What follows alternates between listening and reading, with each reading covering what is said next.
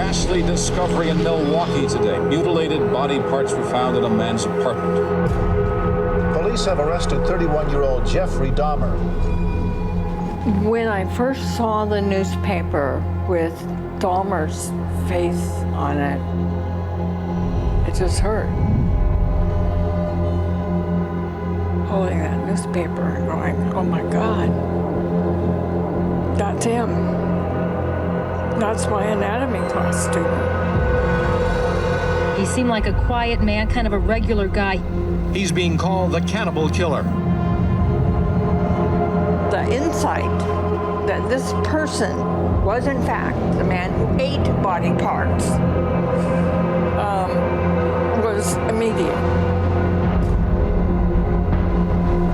My brush with the evil that was Jeffrey Dahmer. It has haunted me to this day.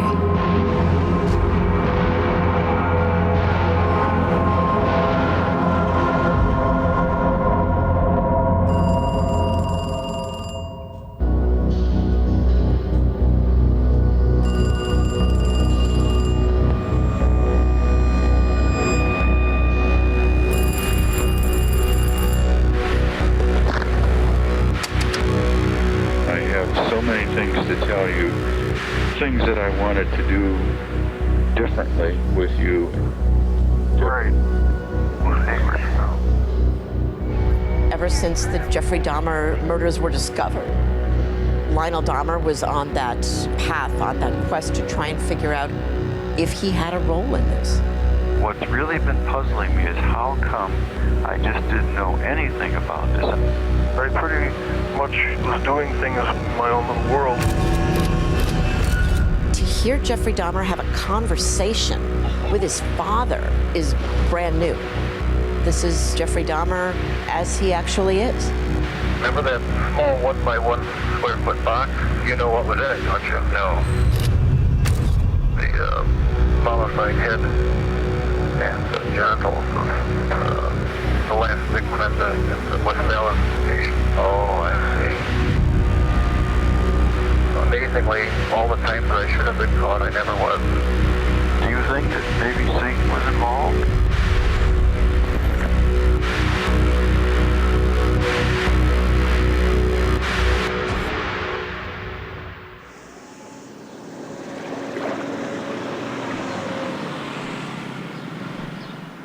Investigators are currently on the scene, about 30 or 40 of them, combing over the property in the Bath Township residence that Jeffrey Dahmer lived in at the time that he attended high school. They are looking for the remains of 19-year-old Stephen Hicks, who disappeared in 1978, and Dahmer allegedly has confessed to killing Hicks and spreading his body parts over the property.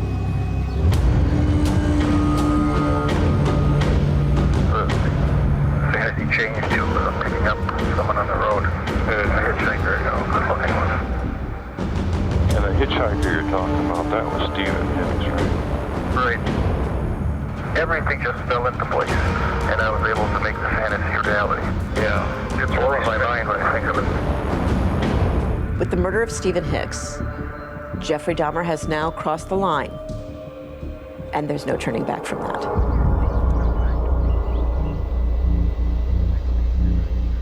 At some point, Lionel discovers Jeffrey drunk at home. He now knows that his son is drinking to excess. But see, Lionel doesn't know what's wrong with him. He doesn't see that his son is developing into a serial killer.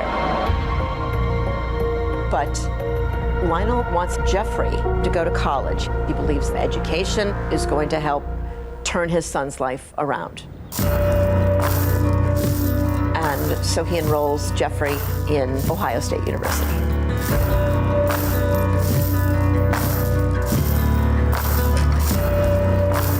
My name is Michael Prochaska, and I was a roommate with Jeffrey Dahmer at Ohio State University in 1978. And not only was I his roommate, I was on the bottom bunk and he was on the top.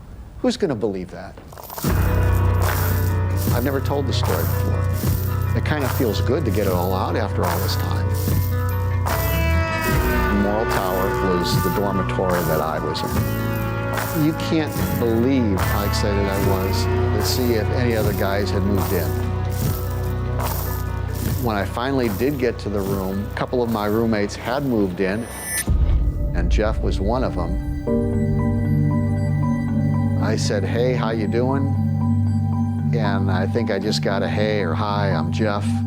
But other than that, there was no connection, no eye contact, no "Where you from?" "How's your family?" There was none of that with Jeff, just short, quick, 1 or 2 word answers. There was about 10 or 12 of us who kind of clicked immediately, and then there was Jeff, who just did his own thing. And he didn't seem to have any inclination to try to get to be a part of us either. We were all listening to rock and roll, Bruce Springsteen, The Who, the Rolling Stones, Pink Floyd.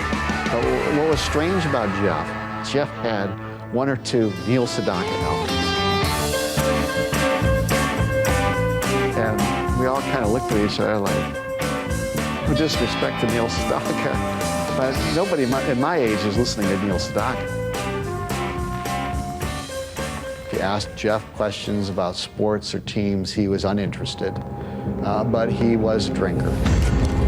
Drinking was very common, but Jeffrey took it to the extreme. He was drinking hard liquor. I don't know where he got the money to be able to pay for all the alcohol that he consumed, but he stole. Radio was stolen of mine, and some money was stolen. So we approached our resident assistant and said, "Look, you know, Jeff is, he doesn't fit in with the rest of us." He kind of looked at us and he said, "Come on, guys. You know, you're not living with mommy and daddy anymore. And if Jeff doesn't fit in with the group, then make him fit in." And then that weekend, we made the effort. So there were 10 of us or so, I think, that said, "Hey, you know, Jeff, we're going up to High Street, we're going to the bars, we're going drinking, we're going to have fun. You want to come with us?" And Jeff actually agreed. He said, yeah, I'll come out with you. He was with us an hour and a half, 2 hours. Seemed like he was having some fun, but then he left and went off on his own. So we stayed at the bars on High Street, drinking all night. We were having fun. When we came back, there was damage in the common bathroom. One of the stall doors was broken off the hinge, kicked in, the sink was damaged, and the mirror was cracked. And we were like, "Jeff." I mean, that's what everybody's first reaction was. This was Jeff. He denied it. You know, who's going to admit that they busted up the bathroom? I had never been around an alcoholic before. I didn't really know what an alcoholic was.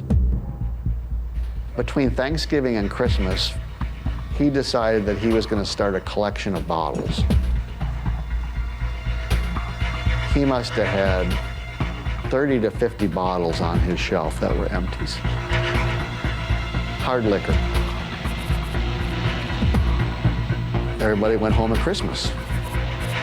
And then after Christmas, which was 2.5 week break, we came back and there was no Jeff. I do thank God every day that nothing happened. You know, when you think about it, he committed that first murder certainly just weeks prior to us going to Ohio State. And when you think about that, that's a little scary. But what he must have been going through, whatever demons he had in his mind, I mean, that's why he was drinking. Lionel still has a son who is deeply troubled. By the time Christmas rolls around, he was arrested for being drunk and disorderly. And for Lionel, that was the last straw. I want you to know I love you so very much, and I have so many things that I wanted to do differently with you, Right, and I care about you. Same here. Lionel's solution everything that Dahmer was doing throughout his life. His solution was always, in each case, to send him away. Send him to college, send him to the Army, send him away. This is the Army. It's duty in Europe. It's wet, it's work, and it's tough.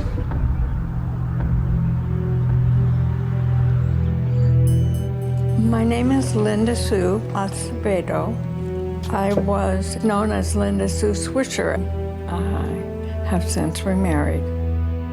I was an emergency room charge nurse in Baumholder, West Germany, during the late 70s. When I enlisted, the Vietnam War was still ongoing, and things were very strict, and no one drank. But that all changed when the war was over. So by 1979, it was a broken army. But parents were still putting people in the military to try and straighten them out, which was the exact opposite of what happened. If you took a person who was drinking as a civilian and you put them in the army, then they were a happy drunk, because they got to drink a lot and often. And you ended up with people like Jeffrey Dahmer being picked to being a medic.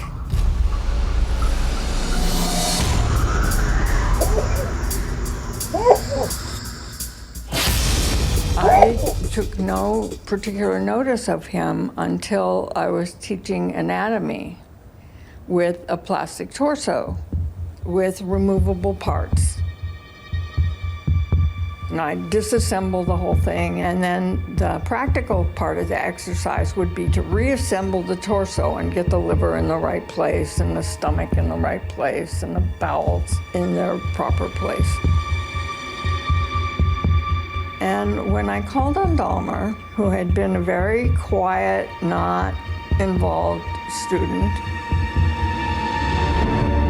he picked up the body part that was his to go in the torso, and he caressed it. He like petted it.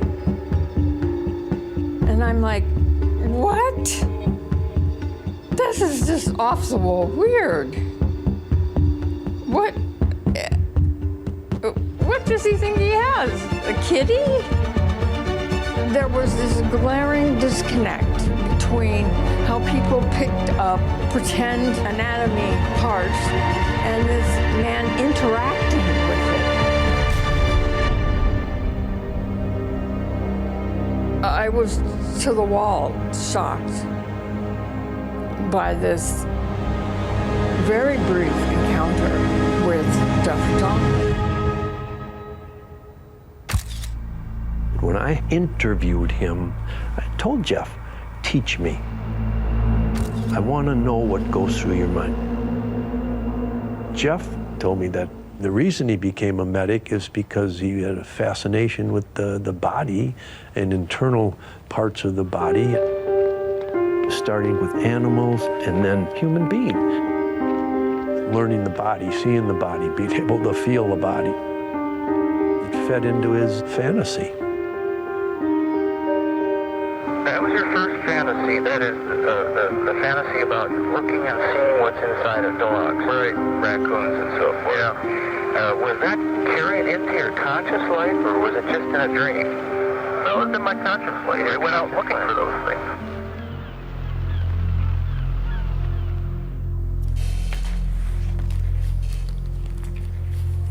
This picture here is definitely 1978. My name is Preston Davis. I was a medic with an Army unit. And my first tour was in Baumholder, Germany. I loved the fact that I had the opportunity, or would have the opportunity, to travel, see the world. July of 1979. I was asked by my platoon sergeant to train a new guy on a field exercise, and his name was Jeffrey Dahmer. Just looked like a normal you know, human being. Just not handsome fella, handsome. You know, surfer type, blonde hair, blue eyes. You would think that he could have the pick of the litter in terms of females, but he never talked about having a girlfriend or dating girls or anything like that. Jeff had no homosexual tendencies that I saw. Well, was age 13 when you had, I guess it was a homosexual experience. How did that happen? Who initiated that? We both did, sort of. I don't remember who actually initiated it, but we were both quite comfortable with it. Both of you sort of at the same time initiated it. Yeah. And was it always, it was just light, you know, just kissing and holding. Nothing didn't go beyond that. No masturbation or anything? No, not that I remember. And you didn't even think of telling me or Mom? Hell no. The only thing Jeffrey talked about primarily was his father. He talked about how his father studied science and, you know, going on to become a medic was because I think he was proud of his dad and how he taught him certain things. A medic has much more authority to use hard drugs. And when he came to my unit in July of '79 as a medic, that is where Jeffrey learned or fine-tuned his ability to mix drugs and drug people. Ketamine and Ativan were drugs that Jeffrey had access to. Those type of drugs wipe your memory.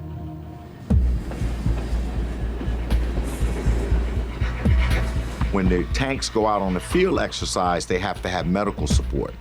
So at the very least, you have 2 medics. This particular exercise, it was just myself and Jeffrey Dahmer. We travel out cross country, and I'm driving at least 18 to 20 hours a day throughout the countryside. And around 3 to 4 days before the end of the exercise is where our track broke down.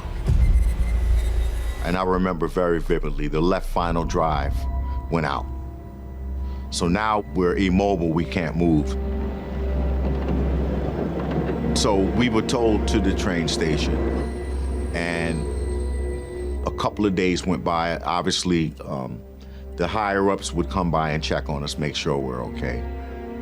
You know, make sure we had meals to eat. Somewhere along the line, within those last few days, I lost time. It would be very easy for Jeffrey Dahmer to put something in my food. And that's what I believe happened. I was drugged by Dahmer. I left Germany in February of '80, and I basically deleted Jeffrey Dahmer from my mental Rolodex.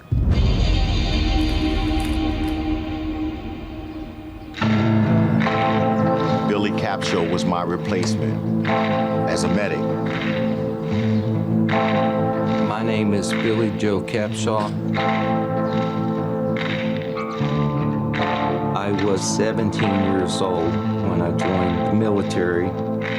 The reason why I joined was to, you know, help my family and send home money. When I got to Germany, I met Jeff. They asked us if we wanted to be roommates. He asked me, I said, yeah, yes. He showed me the room, helped me unpack my stuff. He's laughing and talking, and he said he had the best grandma in the whole world, you know, and that he loved his grandma. And he loved his father. He did not want to disappoint his father. And he has to make his father proud. Your personality, which is, you know, loving, kind, you know, the side of you which is the greatest side of you. I mean, you know, you love us, right? You love Grandma. You show respect to people. You talk civilly and nicely and respectfully. You don't show any anger. I felt safe, you know, I felt like, wow, man, I got it. And nothing happened that night. You know, nothing. I wake up the next day. He says, come here. So I walked over to his wall locker. He said, I want to show you something. He had a Fanta bottle, an orange Fanta bottle. I'm thinking it's soda pop. And he says, take a drink. I want you to taste this. And man, it was vodka, orange vodka. And he says, good, huh? I said, Jeff, I don't drink that stuff. He says, oh yeah, you do. That's what we do around here.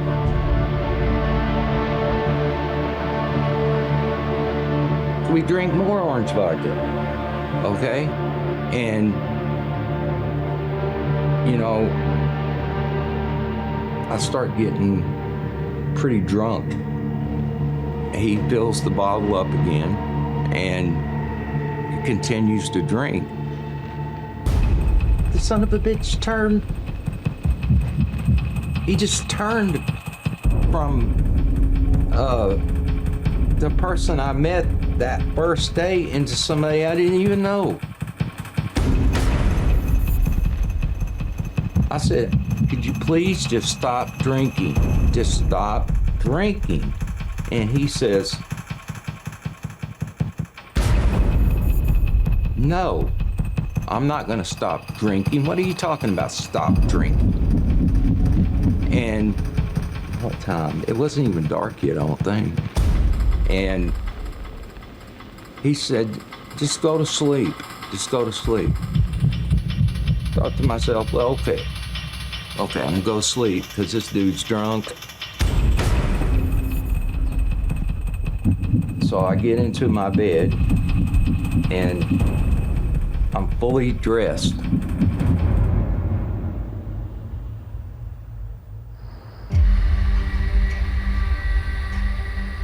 I wake up the next morning, he's over there smiling at me. He's smiling at me and I'm telling him, I'm going, Jeff, what's wrong? And then all of a sudden I looked down and I had urinated all over myself. All over myself. You know, the bed was wet. I raised my butt up and I ain't had no pants on. And then it started to make sense. It started to hit me. I could feel that pain in my body. I knew that something had happened. I knew that I had been raped right then.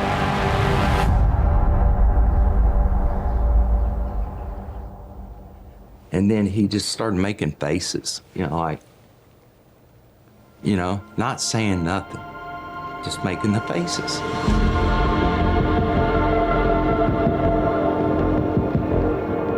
I was so scared. All I could think about was getting away. So I said, please, just let me go outside. But I couldn't get out the door. The damn door was locked. So, you know, I'm thinking, what am I gonna do now? What am I gonna do? How am I gonna get out? And I ran and I jumped out the window. I jumped out the window. Boom, jumped out the window. Billy Capshaw was brought in on a stretcher, unable to walk, and I didn't need an x-ray to tell me that Billy's pelvis was badly broken. Linda Sue, I remember her holding my hand and telling me everything's gonna be all right. And I remember telling him that I was raped. I told the doctor that I was raped. It did not bother him at all. People in the military, they did not cure. The only one that cured was the nurse that took care of me. Billy tried repeatedly to tell people, you are sending me back to harm's way. And no one was willing to listen to Billy. What do? They take me right back to the same room. The same bed, the same roommate. Jeffrey Dahmer. Yes, Jeffrey Dahmer.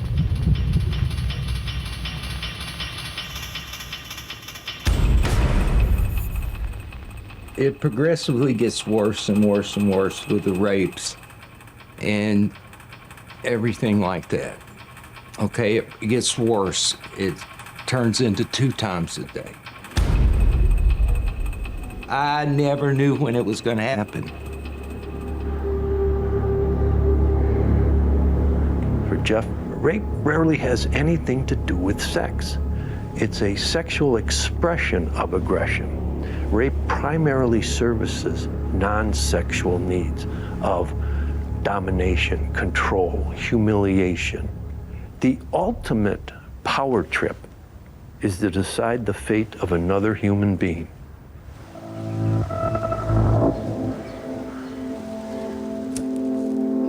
So I started to plan his death. I was going to kill Jeffrey Dahmer. Jeffrey Lionel Dahmer. I was going to kill him with all my might. Every bit of everything I had in my body left, I was going to kill him. But guess what? I changed my mind. I should have took him out before he got out of hand.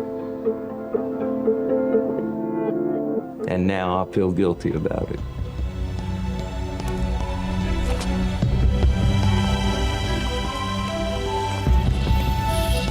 Jeffrey Dahmer was out-processed for being a habitual drunk, but received an honorable discharge. Jeffrey Dahmer was unleashed on good paperwork, unleashed on societies as this monster. When Jeffrey Dahmer gets out of the Army, he's got the skill set that he would disastrously use later on. But he's failed again. Everything his father has wanted to try to get him going in the right direction, Jeffrey Dahmer has failed. So now there's Lionel Dahmer saying, what am I going to do with my son? What's left? Have you done any praying at all to God? Not yet. Yeah. No, I haven't. Why do you feel that you haven't? Can I ask that? Because I feel that, I don't know, I just feel uncomfortable. Yeah. Because if I fail again. But I'm failing too. Yeah. Yeah, all the time I'm failing. I just haven't psyched myself up to do that yet. Mm-hmm. Lionel Dahmer was extremely religious, very Christian. And at some point, Jeffrey tries to come out to his father. So he looks into sending Jeffrey away to a Pray the Gay Away camp, see if that might help. And Jeff Dahmer was not interested in that at all. If you had had any experience, a heterosexual experience at that time of life, I wonder what you would have. I don't know. I don't desire it now, and I didn't desire it then. So there's still a desire on the part of Lionel Dahmer to fix his son, right? To fix him. So he decides that it would be a good idea for Jeffrey to go live with his grandmother in Milwaukee.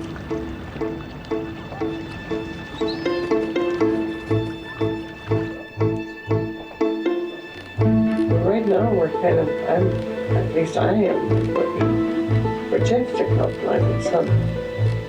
And so far I haven't appeared. Beautiful day outside. Nice day to be alive. Jeffrey Dahmer's grandmother might have been the only person that truly loved him in that deep way that a grandmother loves her grandchild. You're just the love of her life, right? Oh yeah, that's good. Whenever you used to visit her, when I wasn't there, she'd always be in such a good mood, you know, before you actually came. She was always looking forward to your mood so much. I know. When Jeffrey goes to his grandmother's house to live, he's going to church, he gets a job at Ambrosia Chocolate Factory. It seems like he's finally doing all the right things. Jeff has bought a lot of flowers for you, hasn't he? What? He likes flowers. Yeah. For 5 years, it seems that he is on the path that Lionel wants him to be.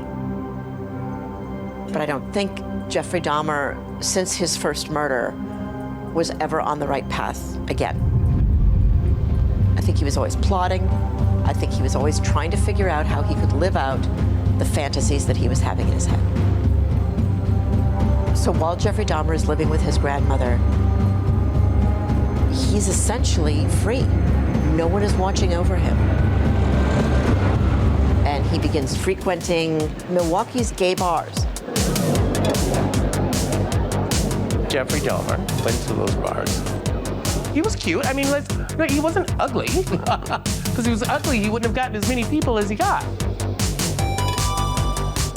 My name is Eric Wynn. I was crowned Miss Gay Wisconsin 1984. I couldn't believe he didn't get a hold of me. Hell, my ex kind of looked like him.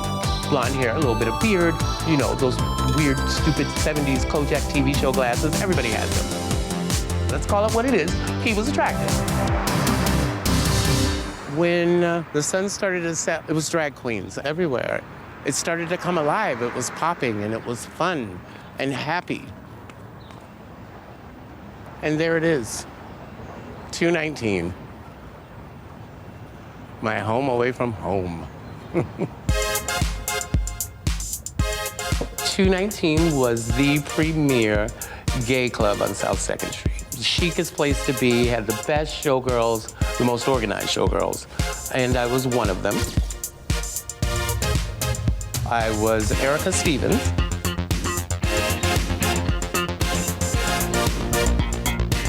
Oh my God, the scene was outrageous. Everything was bigger in the 80s. Hair, clothes, shoulder pads, it was just insane. Everybody was wearing latex, and there was so much makeup, racing stripes for blush, and so much eyeshadow. Girl, you counted the colors. Your eyes looked like peacock feathers. It was the 80s. It was ridiculous. I mean, we are the ones that destroyed the ozone layer. Everything was over the top. It was the most beautiful and most ugliest time in the world. But then AIDS hit. It all turned. It went from this beautiful thing to darkness. Something was going on and nobody knew what was happening. All of that happiness was gone. And it just turned into fear. And people started putting up signs on the street posts because people were vanishing. And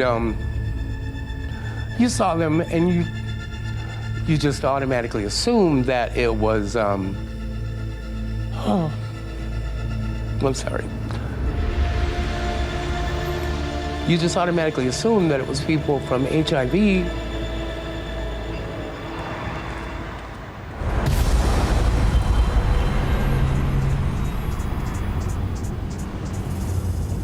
Jeffrey Dahmer hasn't killed for 9 years.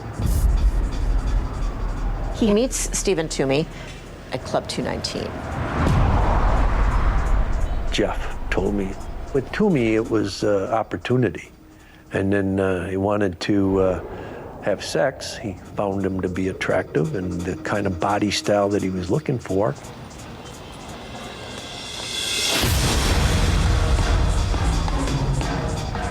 Couldn't bring him back to his grandmother's house, so they rented a room at the Ambassador Hotel.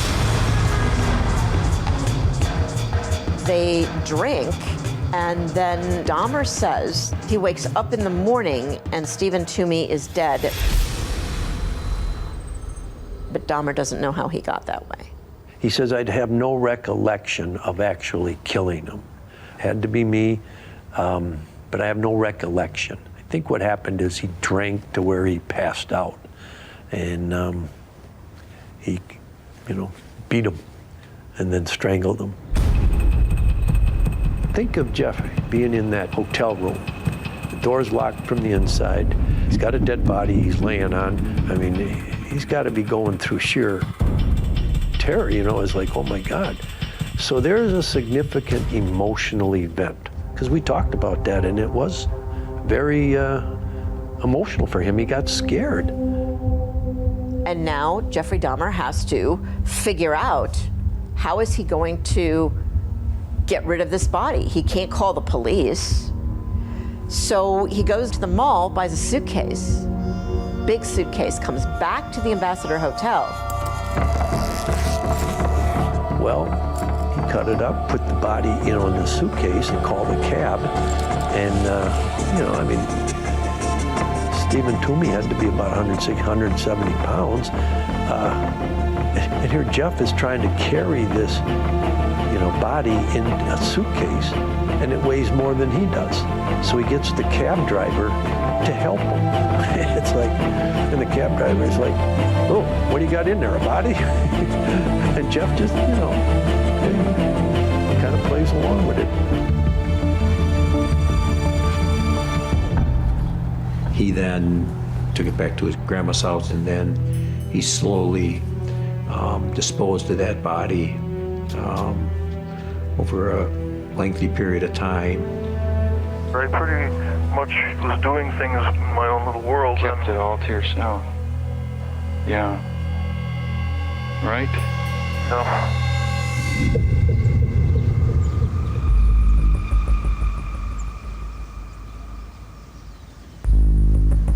What was supposed to straighten Jeffrey Dahmer out, living with his grandmother, only created a nice isolated space, a private space, for him to continue to act out on these fantasies.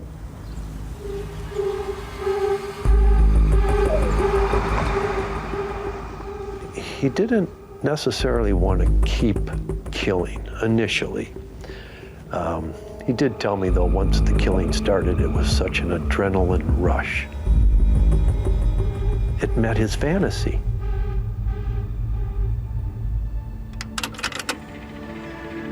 Something got terribly out of control. Nothing got resolved at all. It was just a terrible mixture. Do you think that maybe Satan was involved, or? It was just a real strong driving obsession that became more and more powerful. I think that at that point he said, I've done these 2 homicides. I've gotten away with them. I was able to dispose of bodies. I can get away with this. And then subsequently, I think he started to plan more and more of these. He started to use a sleeping pill, Halcyon, very, very potent, powerful sleeping pill that he took himself, and knew that one of these pills, and certainly 2 of them, are going to knock you out, make you incapacitated. Bailey's Irish Cream was one of the things that he would mix this in, because he said people would drink it and you wouldn't taste the drug in it.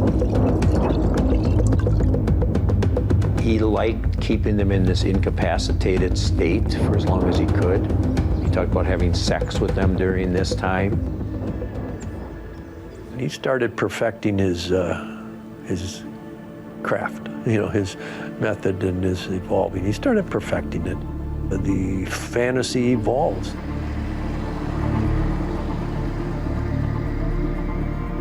Milwaukee's gay scene was tailor-made for Jeffrey Dahmer.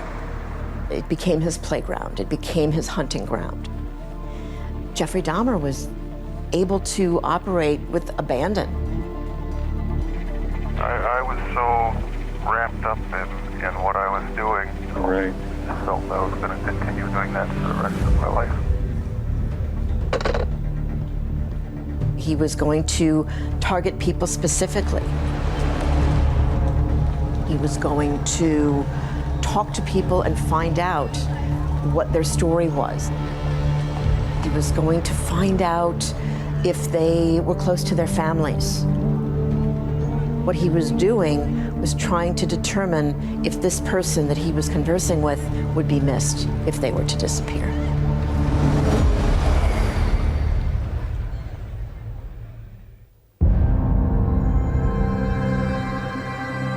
Jeff and I talked about cannibalism. What Jeff had explained to me is he wanted to totally own that body. So he felt that by eating a part of the body, it would become part of him. During his first 6-hour interrogation by police, one of the detectives asked him if he was hungry, but Dahmer said, quote, he was not hungry and probably will not be hungry for a long time. I asked him how it tasted, and he said, like a filet mignon. And I said, yes, I haven't eaten a filet since.